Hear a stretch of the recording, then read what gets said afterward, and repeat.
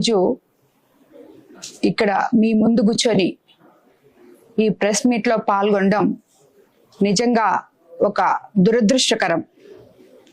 ఎందుకంటే రాజకీయాల్లో మన నేతలు నరేంద్ర మోడీ దగ్గర నుంచి చంద్రబాబు నాయుడు గారి దగ్గర నుంచి లోకేష్ బాబు వరకు 33% రిజర్వేషన్ మహిళలకని ఇస్తూ దేశ మహిళలందరినీ రాండి, ముందుకు అడుగేయండి, ఆత్మవిశ్వాసంతో రాజకీయాల్లో పాల్గొనండి అని పిలుపునిస్తున్న ఈ వేళ ఒక రాష్ట్ర హోం మంత్రిగా, ఒక దళిత మహిళగా ఉన్నత చదువులు చదివి రాజకీయాల్లో ఎంతో పోరాడి ఈరోజు ఈ స్థాయికి చేరిన మన హోమ్ మినిస్టర్ వంగలపూడి అనిత గారి గురించి వైసీపీ నుండి ఒక మాజీ మంత్రి చేసిన వ్యాఖ్యలు నిజంగా దురదృష్టకరం. ఇది ఒక్క వంగలపూడి అనిత గారి గురించి మాత్రమే కాదు, ఆమెకు ఒక్కదానికే జరిగిన అవమానం కాదు, ఇది దేశంలో ఉన్న ప్రతి మహిళకు జరిగిన అవమానం.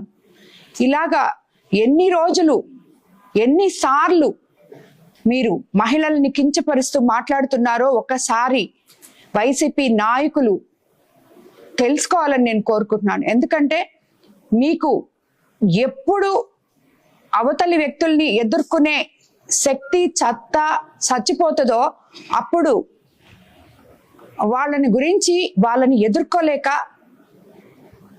వాళ్ళ వ్యక్తిగత విషయాల్లో, లేకపోతే వాళ్ళ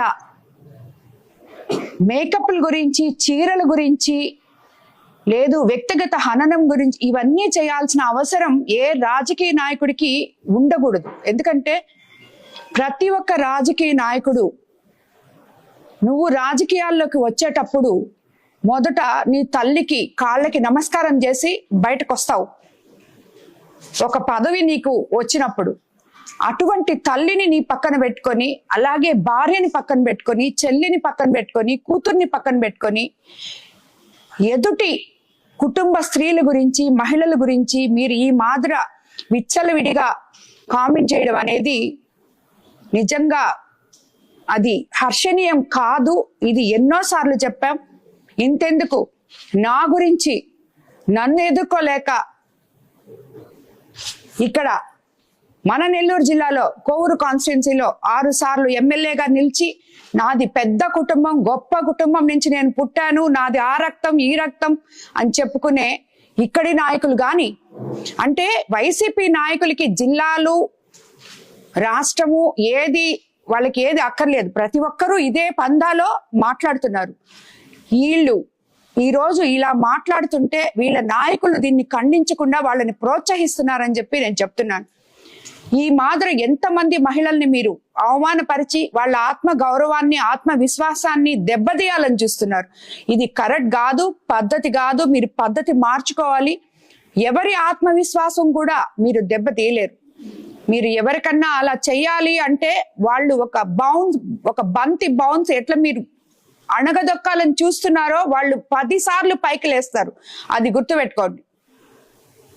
ఒక పక్క రాజకీయ నాయకులు, మన నాయకులందరూ మోడీ గారు కానీ, చంద్రబాబు నాయుడు గారు కానీ రాండి ముందుకి మహిళలని కదిలి వాళ్ళు పిలుస్తుంటే, మీలాంటి నాయకులు ఎల్లండి వెనక్కని 4 అడుగులు వెనక్కి మేము వేసే విధంగా మీరు మాట్లాడుతున్నారని మీరు అనుకుంటున్నారు. అది కరెక్ట్ కాదు.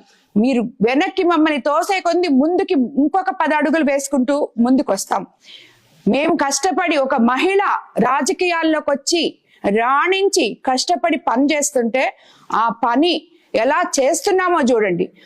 ఆ మహిళ గాన, ఆ రాజకీయ నాయకురాలు గాన ఏదన్నా తప్పులు చేస్తే చెప్పండి, సరిదిద్దుకోమని. అంతేగాని అది చెప్పడం మీకు చేతగాక ఆ మహిళ చేసే పనులు ఎంత హుందాగా, ఒక హోం మంత్రి ఆమె చదువుకొని రాజకీయాల్లోకి వచ్చి, ఒక టీచర్ ఉద్యోగం చేసి రాజకీయాల్లోకి వచ్చి ఈ రోజు ఇంత స్థాయికి ఎదిగిన ఆమెను గురించి మీరు మాట్లాడాల్సిన మాటలు కాదు. అంటే ఏంటి మీరు, మీ ఉద్దేశం? ఒక దళిత మహిళ శుద్ధంగా ఉండకూడదా? నీట్ గా ఉండకూడదా? ఎప్పుడు కూడా ఎవరు కూడా ప్రజెంటేషన్ అనేది చాలా ఇంపార్టెంట్. ఆమె ఈరోజు ఆంధ్ర రాష్ట్రానికి హోంమంత్రిగా ప్రతినిధి. అటువంటి ఆమె హుందాగా ఆమె బాధ్యతలు ఆమె నిర్వహిస్తుంది. దాంట్లో ఏమైనా తప్పుంటే విమర్శలు, ప్రతి విమర్శలు తప్పవు, అవి అందరూ చేసుకోవచ్చు. రాజకీయాల్లో అవి సహజం. ఎవరు తప్పు చేసినా అవతలి వాళ్ళు విమర్శించే హక్కు ఉంటుంది. కానీ మా సొంత విషయాల్లోకి రాకండి. ఒక్కసారి ఒక మహిళ గురించి నోరెత్తి ఏ రాజకీయ నాయకుడైనా మాట్లాడేటప్పుడు, విమర్శించేటప్పుడు ఒక్కసారి మీ ఇంటిని గుర్తు చేసుకోండి. మీ ఇంట్లో ఎవరున్నారో గుర్తు చేసుకోండి. ఎందుకంటే ఈ రోజు 33% అని ప్రతి ఇంటి నుంచి మహిళ బయటకు వస్తుంది రాజకీయాల్లో. ఈ రోజు మేము వచ్చాం, రేపు నీ బిడ్డలు రావచ్చు, నీ భార్య రావచ్చు. వాళ్ళ గురించి అవతలి వాళ్ళు విమర్శిస్తే ఎలా ఉంటుందో అని చెప్పి ఆలోచించి ఇలాగా మహిళల్ని కించపరిచే రాజకీయాలు చేయడం రాజకీయ నాయకులు మానుకోవాలి అని చెప్పి మీకు అందరికి నేను తెలియజేసుకుంటున్నాను. ఇలాంటివి చేసినప్పుడు ఒక నాయకుడు ఎప్పుడైనా సరే, ఏ పార్టీ లీడర్ అయినా గాని, అధ్యక్షుడైనా గాని, ఆ పార్టీలో ఒక నాయకుడు తప్పు చేస్తే ఇది తప్పు, మీరు ఇలా చేయబాకండి అని చెప్పి వాళ్ళని సరిదిద్దే మార్గంలో పెట్టాలి. మహిళల జోలికి మీరు పోకండి అని చెప్పి వాళ్ళకి చెప్పాలి అని కూడా నేను మీకు తెలియజేసుకుంటూ, ఈ రోజు అనిత గారికి ఆమెని ఇలా మాట్లాడినంత వల్ల ఆమెకి రెట్టింపు ఇంకా ఆత్మవిశ్వాసం పెరిగి ఇంకా బాగా పనిచేస్తే గాని ఇలాంటి మాటలకి కుంగిపోయే రకం కాదు అనిత గారు.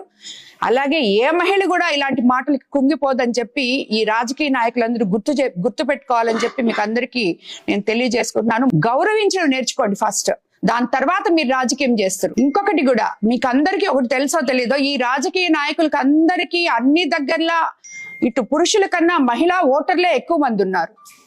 ఏ రోజైతే రాజకీయ నాయకుడు ఒక మహిళను గురించి ఇలా మాట్లాడతారో, కాన్స్టిట్యున్సీలో ఉన్న మహిళలందరూ మీకు వ్యతిరేకమై ఓటుగానే వేయకుండా వాళ్ళని ఓడిస్తే తిరిగి మళ్ళీ ఏ రాజకీయ నాయకుడు ఇలాంటి ధైర్యం చేయడు, మహిళల గురించి మాట్లాడే ధైర్యం చేయడు. ఇది ఈ రోజు నాదో, అనితదో, లేకపోతే ఇంకొకరిదో కాదు. ప్రతి ఒక్క మహిళ, రాష్ట్రంలో ఉన్న ప్రతి ఒక్క మహిళ గౌరవానికి సంబంధించిన విషయం. కాబట్టి అమర్నాథ్ గారికి నేను చెప్తున్నాను, ఇలాంటి మాటలు, ఇలాంటి వ్యాఖ్యలు చేయడం మానుకోండి. ఒక్క మీరే కాదు, మీ పార్టీలో ఉన్న ప్రతి ఒక్కరు కూడా దీన్ని నేర్చుకోవాలని చెప్పి నేను మీకు అందరికీ తెలియజేసుకుంటున్నాను. ధన్యవాదాలు. Please subscribe SS News AP.